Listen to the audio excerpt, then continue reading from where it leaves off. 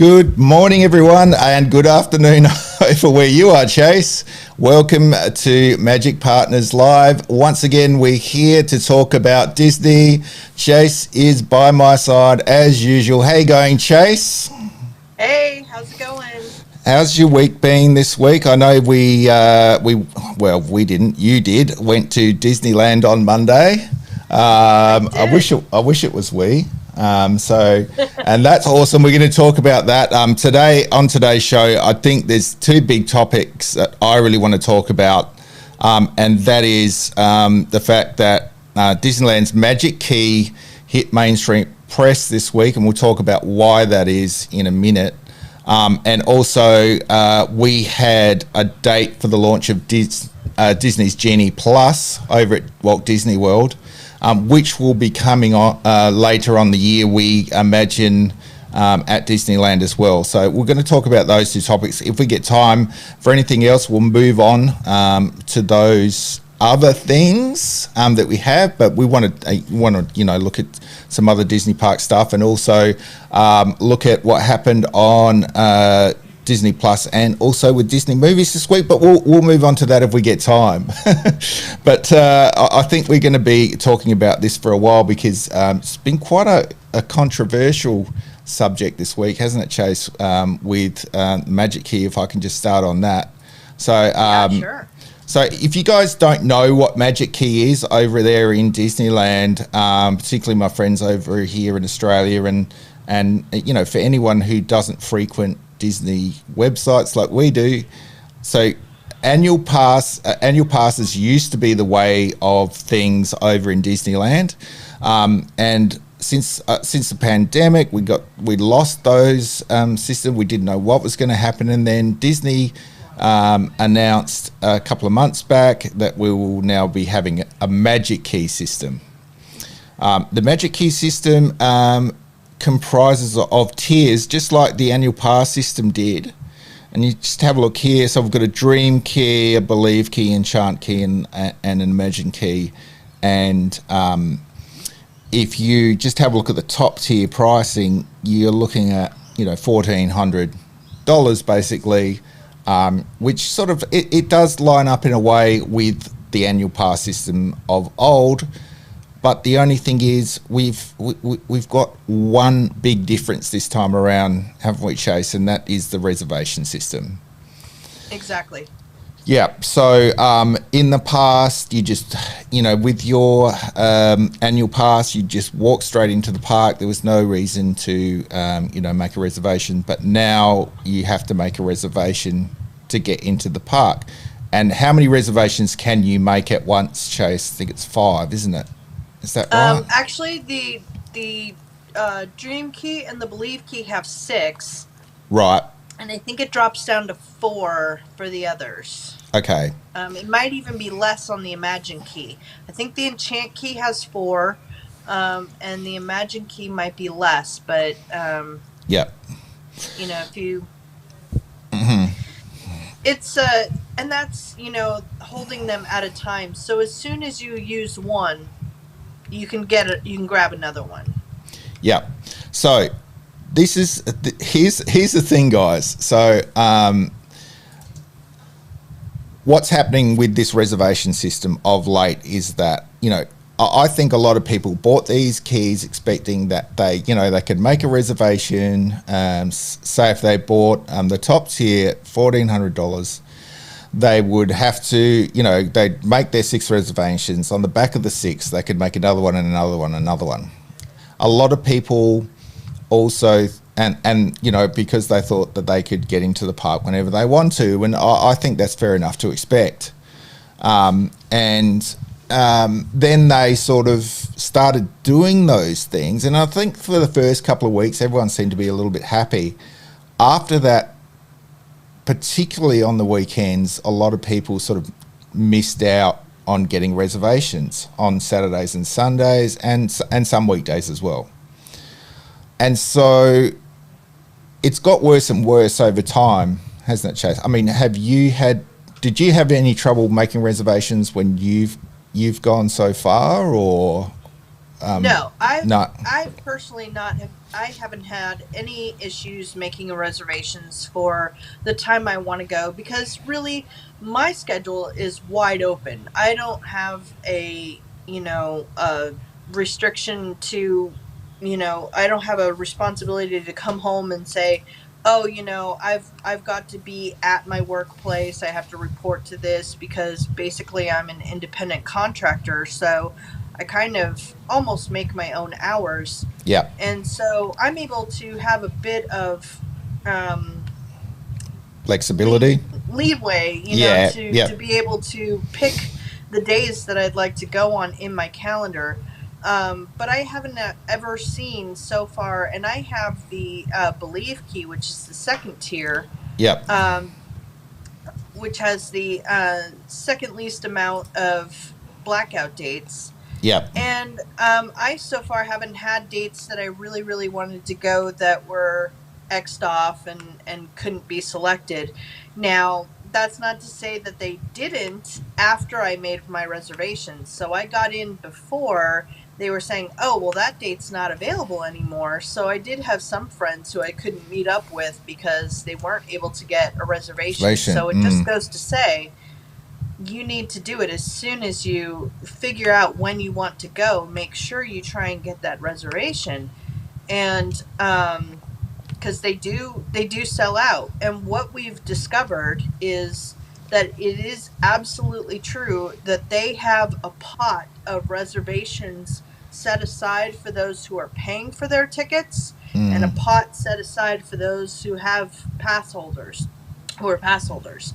So it's very obvious that you'll see days that aren't available to those key holders, but you'll see a wide open schedule for those who are paying.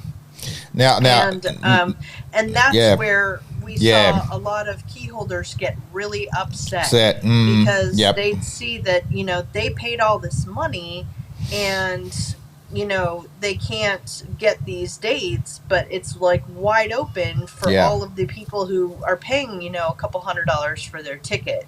Yep. So we know that they don't come out of the same pot, which would have been what the traditional annual pass holder system was, that you could walk in with anybody else and there wasn't any issues. So you would just show them your pass and welcome back to the park. Yeah. So and that's the big thing with the annual pass holder system. We never had any of these issues, but I see a lot of people with magic keys who feel like days are sort of being sold towards ticket holders, and in fact, with that, some of the magic key holders are actually paying to get in on specific days on top of their key, which never had happened in the past. Now, this kind of hit mainstream press during the week, didn't it? We got a couple of mainstream channels pick it up, and what happened then? Disney did a bit of a backflip, didn't they? And opened up a lot of reservations. Was it through November? Was it, Chase, that they? It was actually through October. They had 4 days, I think it was. They had if I can look at my calendar here. Yep. They had what I think was anywhere around the 25th, 26th, 27th, 28th of October that were the only days that you could select from, and usually it was either starting at one park or the other. You couldn't choose which one you really wanted to go at, and then park hop, of course, at one. Yep. But these complaints got through, and Disney's response was, a quiet, let's reopen all of October. So they didn't announce anything. They just, okay, somebody refreshed, and guess what? October is wide open again for key holders. Yeah. So that was their way of responding, but it took complaints for that to happen first. Yep. Which is not what you want to do for your reputation. It's just better be open to key holders in the first place. If you have to be vocal about it, then everybody's going to be like, well, is this going to happen for November, December, January, February? And you have people doubting that, how much are they going to actually be able to go? Yep. So it was good that they opened up October and that they, had it all set up again and you could choose more dates. But yeah, it's kind of, at that point, it's almost too late, Yep. you know, a little bit too late. Yep. And so because like, okay, so there's a little bit of a rift here that between people who are coming from out of town and against the sort of the annual pass holders or the Magic Key holders, thinking, oh, you can go any day, so don't be spoiled. You want to go every day, but you're someone from out of town that owns a Magic Key, and there's a lot of people across the states that I've even bought an annual pass to come from Australia, and if I came, the thing is here, so if I came from out of state or if I came from all the way internationally with after buying a Magic Key and then found I couldn't, and I was staying there for 2 weeks and I couldn't get in over those 2 weeks, you're staying in Disney hotel, you paid a lot of money, you bought your Magic Key, and then you find out you can't reserve specific days while you're there. That would get you, like, oh yeah, yeah, and for yourself as well, like, even if you went down to Disney and stayed for say 5 days, and you couldn't get a reservation one of those 5 days, you're kind of like, why am I here that day? You get that kind of feeling. Have to. The best thing that I can suggest is actually plan around your ability to get a reservation first. Yeah. And then try and plan your vacation days, because if you try and do it the other way around, you could be sorely disappointed. Yeah. Yeah. And I just wonder how that would work for so just explain to me this, like, well, I'm just going to show folks, like, these keys again and how much they sort of cost, particularly the Dream Key. Just explain to us as well, Chase, like if you were staying in a Disney property and you were staying there for say 2 weeks and you wanted to go to the park every day as you would expect to, because this to me is really, can I say, alien to me, because when I've stayed on Disney property before, and we've stayed there for 2 weeks at a time, and we would just go every day and we'd just walk into the park. We'd never had a problem. I wonder, people staying in at Disney properties and staying and coming in internationally or from out of state, and they were staying for 2 weeks, would they get a reservation necessarily every day? You just don't know that that's going to happen, do you? Right, because you can only pick your first 6 days. Yeah. And, that's not even a full week. So then, yep. After you spend your first day, you're going to have to be right back on your devices, yep. and seeing if you can get the day after. And then you yep. have to, then you have to wait, because now you're at 6 again if you wait 1 day. Yep. And you've got to go by 24 hours to try and, plan your vacation. So, yeah, it can be very, very confusing and frustrating. And having to constantly refresh and watch it to see if anything is freed up. Yeah. Or if somebody canceled and, now they have a date available.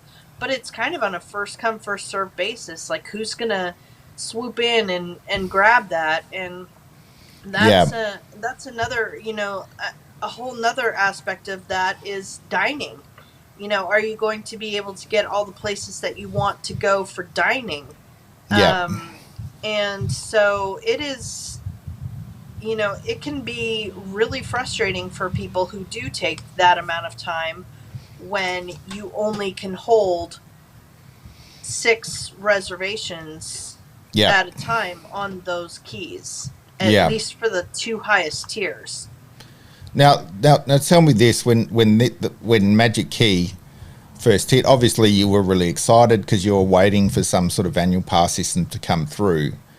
We had a conversation on this, when it first happened, and I was talking to you about the reservation system. Did you ever think that this was going to be a problem for key holders back then when it first came out? Did you think that would be a problem? Did you think that Disney would let this sort of become a problem? Look, let's say that they did respond to this and they did open up days for people, but do we really, do we think that it's going to go back the other way? I'm asking you too many questions here. Do you think this is going to go back the other way?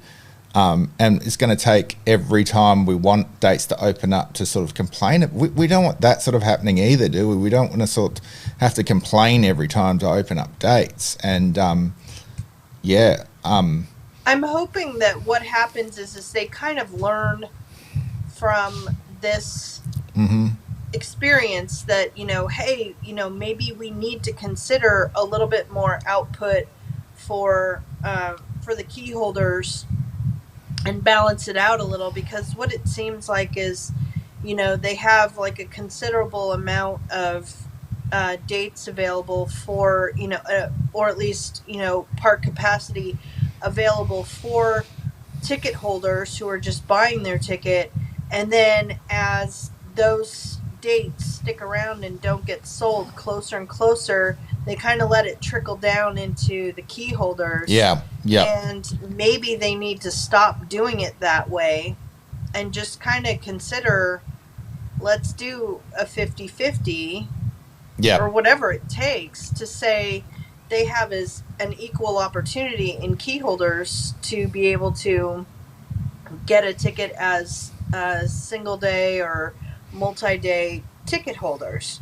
Yeah. And so I think I'm hoping that maybe they've learned something from this, that, hey, maybe we need to kind of tweak the system a little bit to make it a little bit better for our annual pass holders, because of the fact that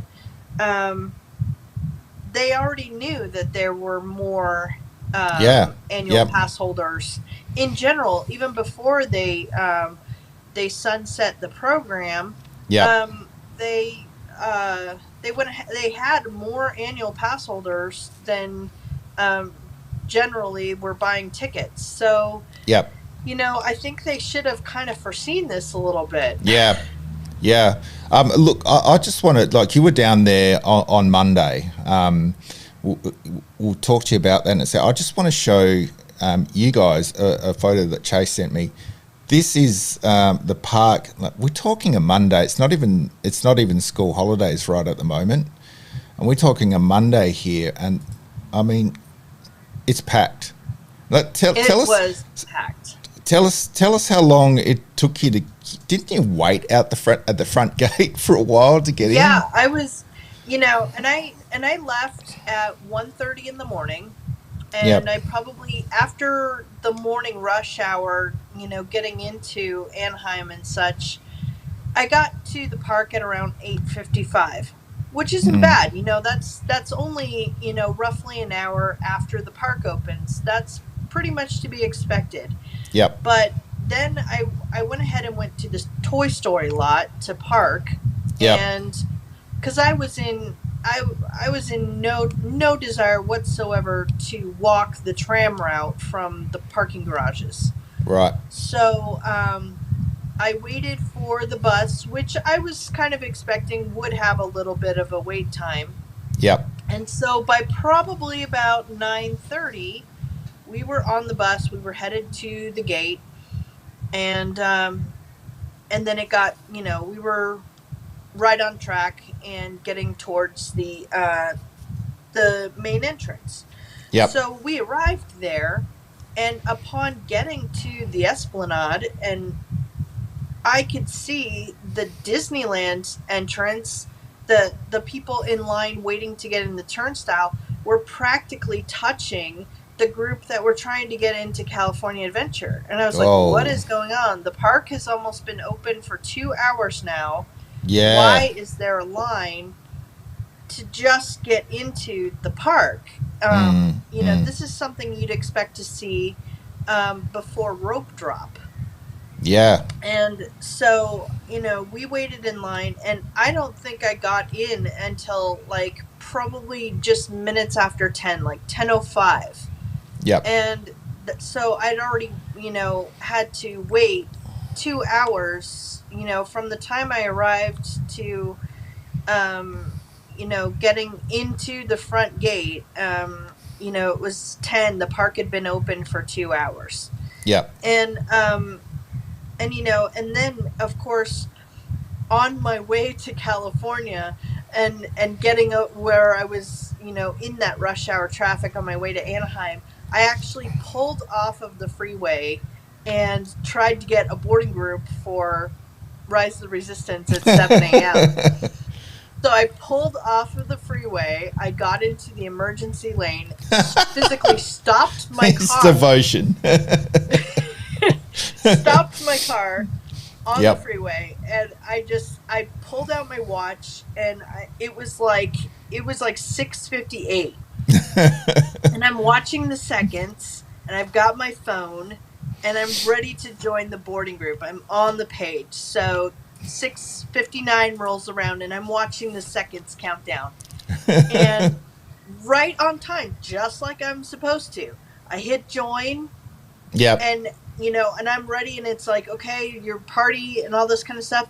And at 7 on the dot, no joke, they were gone. They were Whoa. gone. Wow. Not a single, like, no boarding groups are available at this time, which means that in milliseconds, Yeah. not Yep. seconds, milliseconds, It had gone. Yeah. they were all gone for the day, all of them. And so Yeah. I was like, now I'm gonna I can't do 12 o'clock because I had to leave at 4. I had Yeah. to be on the road at 4. Yeah. And so that was kind of an indicator that it was going to be a very busy day. Yeah. And so Absolutely. luckily I was able to pull back on the freeway and make it the rest of the way there. But I heard several people say that, I talked to some people in line, and they were like, we couldn't get Rise of the Resistance groups either. And I was like, it was a massive horde then that were just like pounding that button at 7 a.m. And so yeah, there was that. And I was looking at the wait times for attractions, and it was like 45 minutes for Dumbo, an hour for Peter Pan. Yeah. It was 55 minutes for Pirates, and this is just 2 hours in. This is like 10 o'clock. And I was like, 55 minutes for Pirates and like 65 minutes for Haunted Mansion. Yep. And I was just, whoa, guys. I was doing a live stream at this point, and I'm just like walking around. I was like, I haven't seen it this busy since before the park closed. Yeah. Yeah. And so it was, I finally got us on It's a Small World, which was only a 25-minute wait. But I honestly, from 10 o'clock until 3:30, when I started heading back to my car, Yep. all I got on was It's a Small World and the Disneyland Railroad. Oh my God. Two rides. And look, like I get the feeling. I'm just gonna add, and look, Chase is always live streaming when he's in Disney, and all the time. So I just want to flash this up so you guys can see. So if you want to follow him on TikTok, this is how you'll find him. Just scan the QR code. We'll make this available on all of our shows from now on, so you can actually join in the fun when Chase in the park. And look, he streams for hours. So guys, definitely join him on TikTok when he's there. We'll let you know dates coming up that he's there, so you can take a look. But also join in. Chase is often on TikTok talking about Disney. So yeah, there's your QR code to join in the fun there with TikTok with Chase. So let me ask you this before we move on to what's happening with Genie Plus and a date we've had announced. Do you think this is? I mean, this is a Monday that these kind of crowds. I'm hoping it was just because there was like a fall break somewhere, and they were just coming in and traveling because it was a vacation. but I had Right. no idea going into it that it would be that crazy. And this isn't, just because this is a narrow area of Fantasyland. This is Yeah. actually quite open, and we Yeah, were it back is. to back. There wasn't a huge gap in between the people that were in front of me. We were Yeah. actually just like a massive train of people, and you'd have to kind of squeeze and Squeeze through. move through, like, excuse me, to Social try and get distancing is through. gone. Yeah, it just for me, does it seem like for you this might become the norm at Disneyland? I don't know. I mean, I think it is it was not an Oogie Boogie night. By the way, Tuesday was an Oogie Boogie night. right. So, it wasn't going to be, it's not like it was going to be a very, crazy day. There weren't any fireworks either. So, Yep. they just did the projections. Yep. So you know, I'm hoping that it's just because of the season and because of that fall break. I Yep. expect it's going to be a little bit crazy coming in on, getting ready to come up right to Halloween and then going right into Christmas and New Year's. And then, of course, we'll start to see things go a little bit back to normal Yep. when winter break is done and we're into the start of the new year. Yep. January, February, March are usually really good times to go to Disneyland. So I'm Yep. hoping that that'll be the case, and we'll see things kind of calm down as things become a little bit more normal. Yeah. Let's hope that let's hope that happens. So let's kind of move on now. I wanted to talk about Genie Plus and what's happening with that now. Folks who don't know, is again with this is another new system, and it's based on a smart phone app, and the best thing about Genie Plus, I think, is that it can kind of organise your day for you in a way that gets you through attractions a little bit faster. Here's your story on DisneylandToday.net. So that part of it's great, and that's totally free. So you can basically, and correct me if I'm wrong here, you can input what you want to do. Say you want to meet a princess, you want to go to this restaurant, you want to do this, you want to go on that ride, and it sort of organises it for you through and spits it back out saying you should do this first, that first, and this at that time. Genie is going, just plain Genie is going to be an add-on to the Walt Disney World and Disneyland apps. Yeah. So it'll work a lot like it, but it'll have some new features, and that includes the itinerary for the day, which allows you to pick the things that you like to do best. Yep. And then it sort of fixes it like, okay, what are the wait times for these attractions? Yep. And then it'll say, okay, this has the lowest wait time, this has the highest wait time, so Yep. We'll move this around and for you, and it updates in real time. So Yep. that's a nice thing. You can say, okay, well, this changed while I was here, so maybe now you could do this instead, to help you kind of prioritize your day, so that you're not totally waiting in line all the time and just making the most out of it, which is what generally most people want to do anyway. Yeah, that's right. So so it's kind of like a tour guide in a way, getting you on things at the right times, and and guiding you through your day, which I think is a really great idea. That part of it, we kind of, I think Chase and I agree that we kind of really like. Now, where it gets a little bit different as well is where it gets to Genie Plus, right? So this is kind of like the new Fast Pass system now. When in the past, where Fast Passes were free, you'd run up to the Fast Pass machines, you'd book passes during the day. Now you actually have to pay for that privilege. If I'm wrong now, if I'm right here, Chase, now from what I hear, there's included in the Genie Plus. You've got on your site here all of these specific rides and attractions. Now you pay for them. It's going to be $15. Correct me if I'm wrong here, Chase. To do that for all these rides at Disney World, for Walt Disney World. Yep, and $20 we believe for Disneyland For to do that. Disneyland, right. Yep. So, but there are some sort of limitations here, and we'll get to there's some of rides on that list that you have to pay in a different way for, but we'll get to that in a minute. So what happens here? So you can't go on, a ride over and over again with this system, can you, Chase? You have Correct. to. So tell us a bit about that. It's kind of, if you wanted to go, say, on Space Mountain, say, you can't go on it over and over again. You have to go to a different ride. Is that correct in saying that? So if you want to use the lightning lanes for these attractions, you have one opportunity to do so throughout the day. Now, you can ride them multiple times. There's nothing wrong with that. But after that first time of using a lightning lane, then you have to use the standby queue.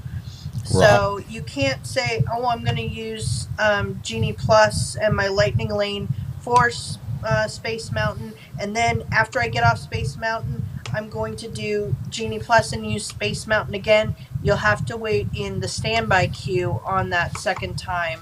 And so it gives you, I think it's nice in that sense, but the one thing that you do have to consider with this is that you can only hold one lightning lane at a time. And the other part that some people are kind of not liking is that you're not guaranteed to be able to get on the ride with Genie Plus. So if you pay $20 at Disneyland for this, it doesn't guarantee that they're not going to sell out of these lightning lanes during the day. So, and there's no refunds on Genie Plus. So you may pay for this and then realize, they aren't giving out any more lightning lane, passes for these attractions. And so you'll have to wait in standby anyway. So why did you pay for it? So that is one thing that a lot of people probably don't know about, is that there is a limited number of distribution, just like there was a limited number of distribution for Fast Passes. Yep. Only you didn't have to worry about paying for a Fast Pass for the most part. Like, now, Disneyland did have Max Pass, which was about the same cost, and it allowed you to pick your it would allow you to pick your attractions ahead of time, and also I think hold more. I think you could hold up to 3. That's more like it. And they had a little bit of a larger block of time. So, you may have come back to Star Tours between 1 p.m. and 3 p.m. And I think it's a lot shorter now. I think it's about an hour, just like we've been seeing with the virtual queues. Like, once you're called for your boarding group for Rise of the Resistance, they say come back within an hour to be able to ride it, which does allow you to utilize the system more in the day. But you have the entire day to be able to potentially have these. So if you go on a day that's maybe not too busy, you may be able to stretch out your, one lightning lane for each attraction throughout your entire day and be done with it. Yeah. And so considering the fact that there's 19 attractions in Disneyland that are getting this treatment, compared to the 15 that they announced first. So we're getting 12 attractions in Disneyland and 7 attractions in Walt Disney World. Yeah. In California Adventure. Yeah. So it's going to be it's going to be interesting to see how this works, to see how it affects the line, and to see how many people are actually able to use it before they close off the lightning lanes for distribution on Genie Plus. Yeah, and it's an interesting point.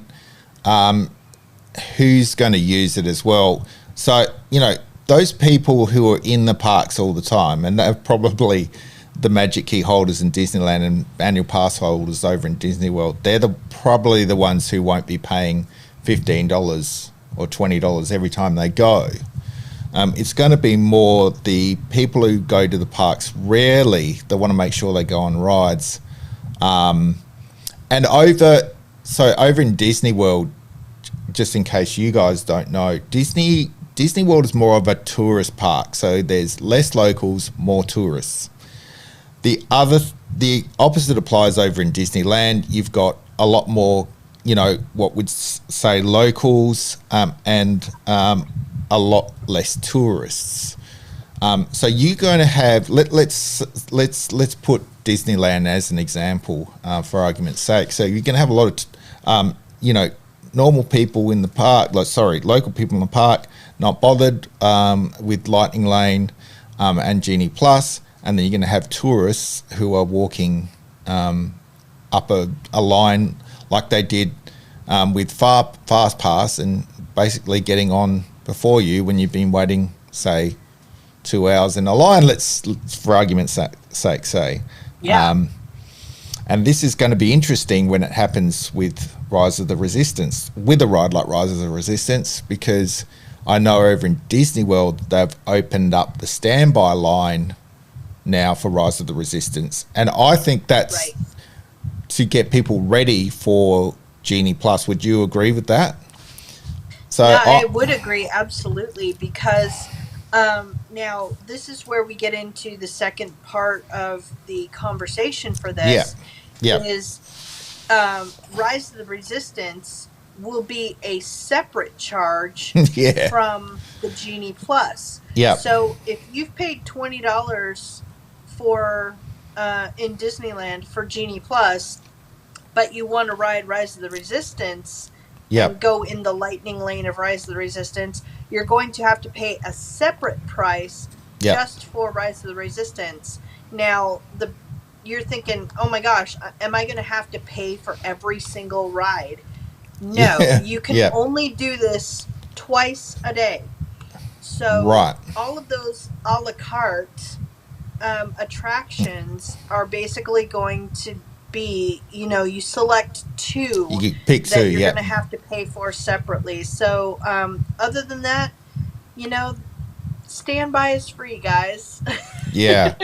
If you want to wait in the standby line, it's free to do so. That's not going to cost you anything, no matter how many times you do it. That's all included in the price of your ticket.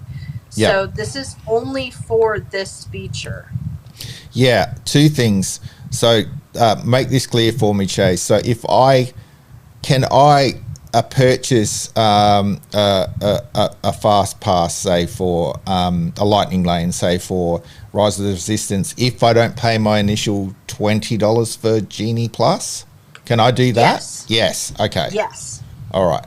So you could pick a couple of rides. If you don't want to worry about the other attractions, if you're fine waiting in line for those other Genie Plus attractions, then you don't have to pay for it. You can just wait in the standby queue.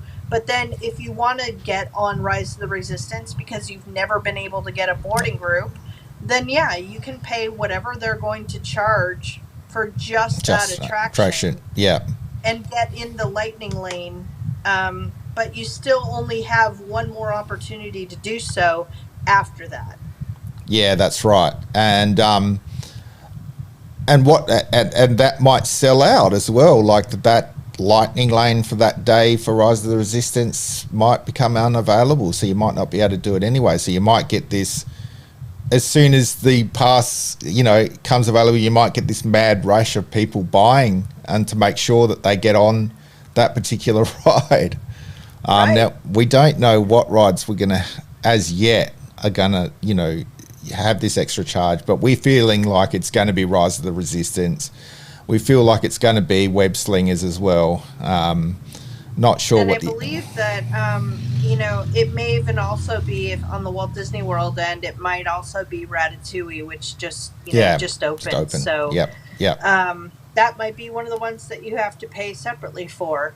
yeah, So just keep in mind, this is not something you're being forced to do. This is yep, completely yep, optional. yep. And, Disneyland isn't trying to get more money out of you. Walt Disney World, Disney isn't trying to suck out more money from what you already pay. It's a completely optional service. But at the same time, they're taking away that sort of digital lineup and making you pay for something, for a guarantee, basically.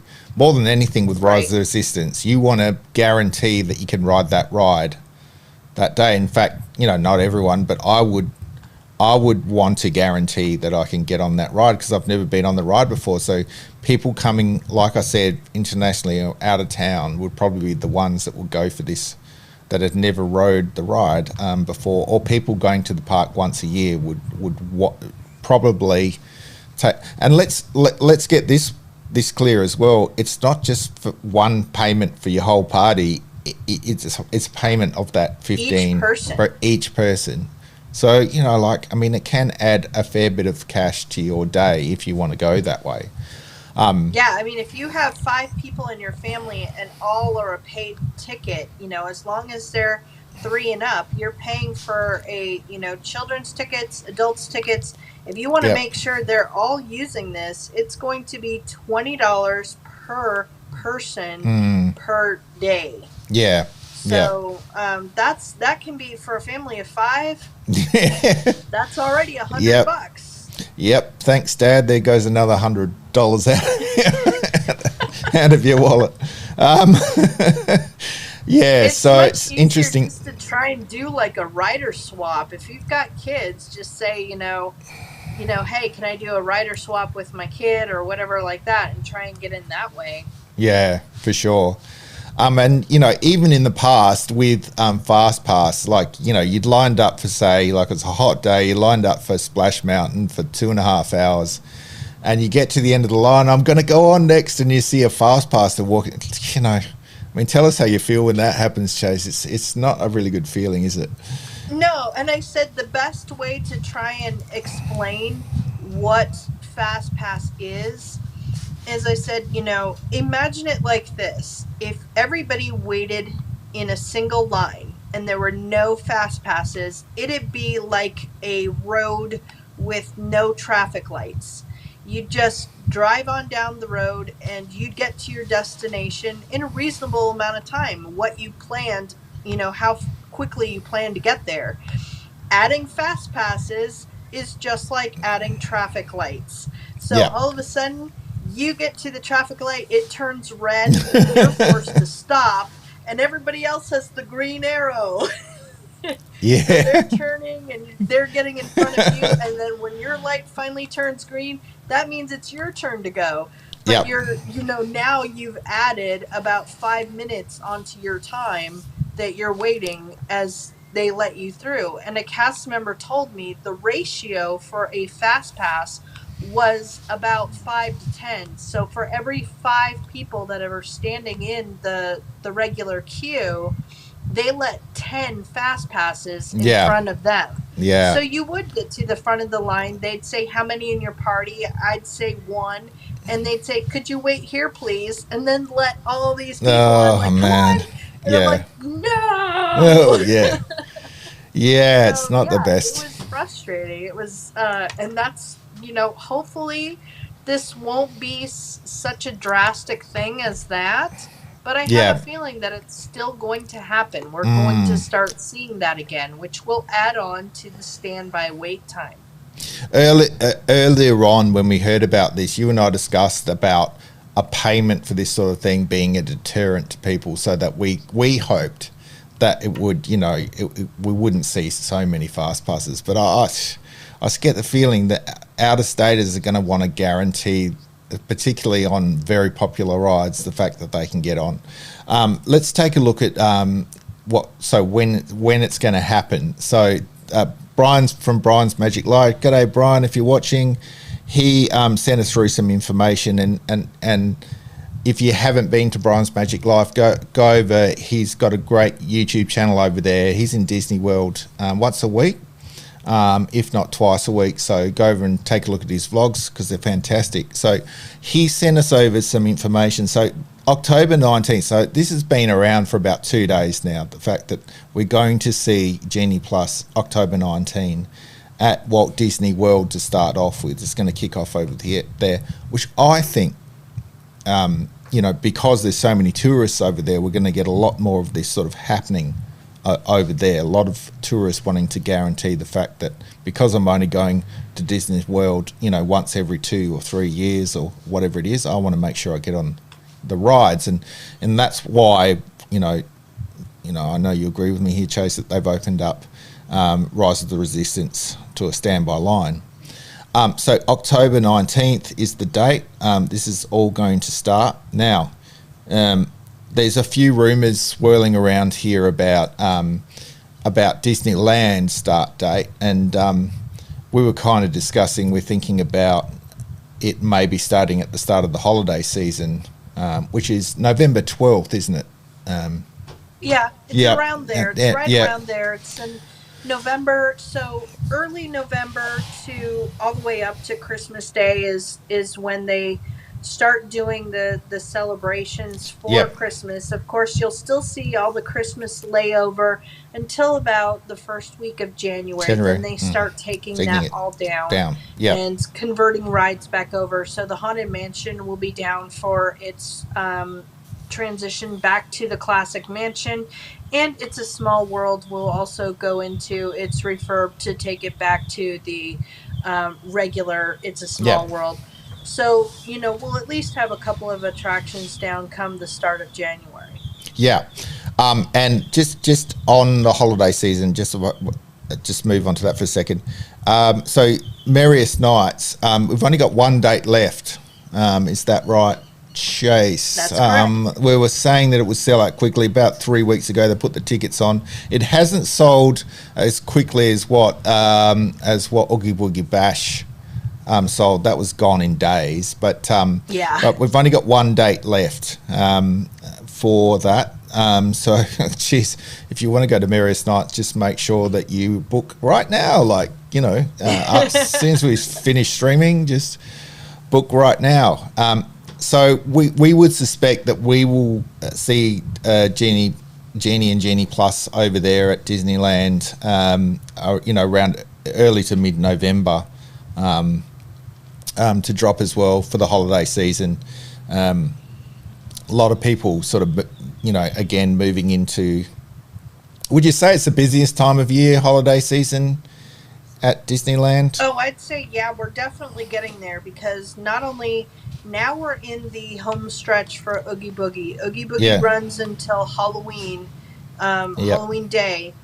And then after that, there's a brief period where they're taking down the fall decorations, and they're putting up the Christmas stuff. So we'll start to see some wreaths and some garland and stuff like that instead of the pumpkins everywhere.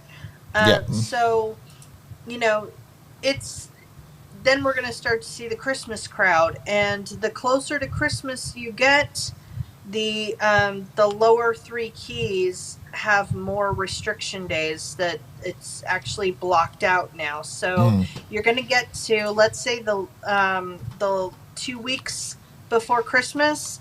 It'll be blocked out for just about everybody except that Dream Key. So then it's going to be just down to whether or not you can get a reservation as a Dream Key holder. So that's where that's going to really come into play, and that will be up until the first week of January that it frees up again for everybody.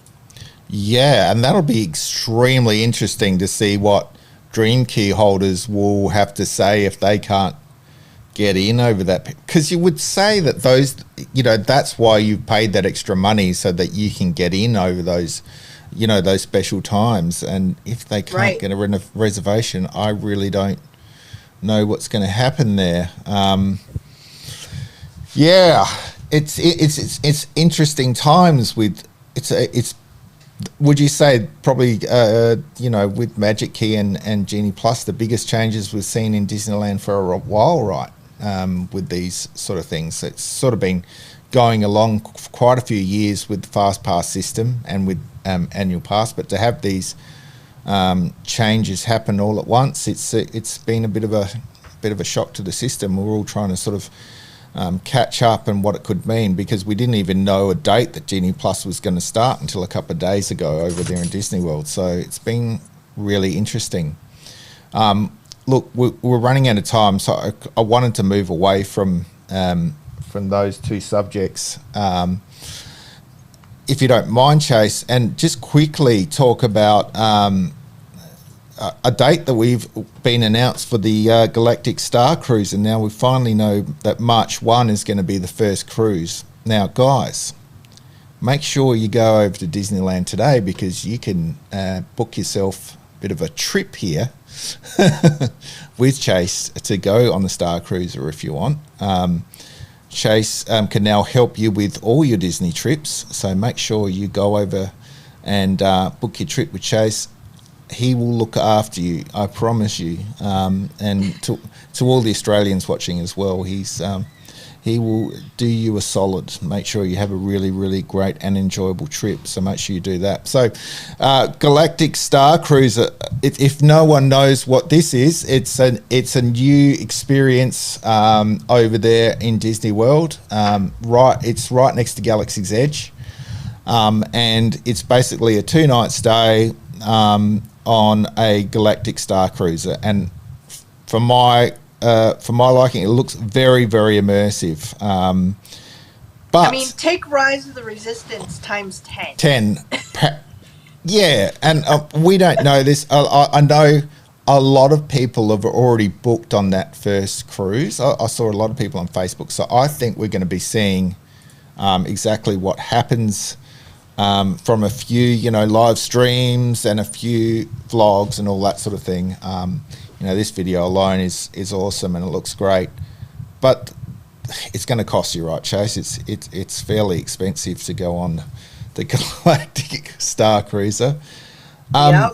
It's so what are we talking? I mean, Disney doesn't want to put the price here for a 2-night stay in a sort of, in one of the, not bottom tier, but one of the usual sort of cabins. Yeah, I mean, if you're just looking at a standard room rate for, a couple adults and a kid, you're looking at about, $5,000, easily, $5,000, to get everything that this offers, which is literally like taking a Disney cruise. You're staying in a room. They have everything planned out for you. This is not the come and go from the hotel as you please. Once you come in, you are transported basically to this Star Cruiser, and you are given the experience of a lifetime. After that 2 days, you can book another hotel wherever you want, but you're not going to be able to extend past those 2 days, 2 nights or whatever over at the Galactic Star Cruiser. You can, hop over to another Disney resort hotel, or you can stay at a Good Neighbor hotel, which is just, right off property, but very, very close. But expect to be given the full Star Wars Disney treatment as far as, amazing food, amazing drinks, adult exclusive areas, kid exclusive areas, transportation down to Galaxy's Edge, a private entrance into Galaxy's Edge. That'll be interesting. And then, transportation back from Galaxy's Edge back to the Starship. So it's going to be an experience. It's not just going to be, your run of the mill hotel stays. This is like an entire experience. They take you on a journey. They take you on a journey the whole time. You help smugglers out. You You get in, you do lightsaber training. There's aliens entertaining you at dinner time, all that sort of thing. So it's not something that it's not like a hotel where you just walk in there and you sleep at night and then walk back out again. It's a complete experience, and you don't leave the experience for those 2 days, except for a trip into Galaxy's Edge, into Batuu. But then you return to the Star Cruiser, and the idea is that you're in space the whole time, so you can't leave. So it looks like an absolutely fantastic. We're hoping that they might have coupon days for us people that can't afford that kind of money. I'm sure Chase will let us know if that happens. But I think it's going to be something that I really want to see. I can't wait to see people in there experiencing everything that it has to offer. That is great news to see that now we now have a date for that. So it's been a bit of a week of announcements and dates around the place. I just want to go over to Disney Plus now, when we're going to talk about what's actually going on over there. While I line that up, we've got a show celebrating the 50th anniversary, and we've been talking about the 50th for quite some time now on the channel. 1st of October was the start of that, and now they've got a show on Disney Plus, which I haven't seen. I don't think you've seen it either, have you, Chase? No, not yet. Which is with Whoopi Goldberg, and taking you through the 50 years, and it looks pretty good. So I think after we finished in a few minutes, I'm going to go over there and take a look. So make sure you go to Disney Plus and take a look at that. Now, the other thing that Chase hadn't seen last week, and he has seen now, is over on Star Wars, if I can go back to the homepage, is this little beauty, which was so I just want to get your reaction of the Lego Star Wars. Terrifying Tales. What did you think of Terrifying Tales now that you've seen it? I absolutely loved it. I thought it was hilarious, and I expected that from Lego, because Lego movies are just so funny. The games are funny, but once they started doing movies with these Lego characters and the Lego builds, they just added a whole nother level of humor. And this kind of follows Poe Dameron and BB-8, and it's a bunch of experiences about really scary stuff, and being on Mustafar, where this hut has created a casino hotel in the lair of Darth Vader. Yep. And and I just found that to be so hilarious. And in the end, of course, he doesn't get to do that. It's all ruined, but this whole thing is just so funny. The characters are funny, and I absolutely loved it. I thought it was hilarious. Yeah, I can't say the same for the new Muppets Haunted Mansion. I was kind of disappointed. Okay. Well, we'll go over there and take a look. I haven't seen it as yet. I think it's probably worth going over there and getting your opinion on it. So I would do that today as well. Looks like I've got a bit of Disney Plus lined up. I promised Chase that I would finish on time today, and we've hit on time. Yes. Of course, you know us. We could keep talking for hours, but we're going to finish on time today, guys. I will thank Chase for joining me once again on the show, and thanks all you guys for tuning in and taking a look today. I would say a couple of controversial topics, Genie Plus and the Magic Key situation going on at Disney at the moment. But we're going to say goodbye for now, and there's a very good chance you're going to see us again next week. So make sure you subscribe and ring the bell so you know when the show's coming up, guys. And until next week. we will see you real soon. See you later, Chase. See you next week. Goodbye, everyone.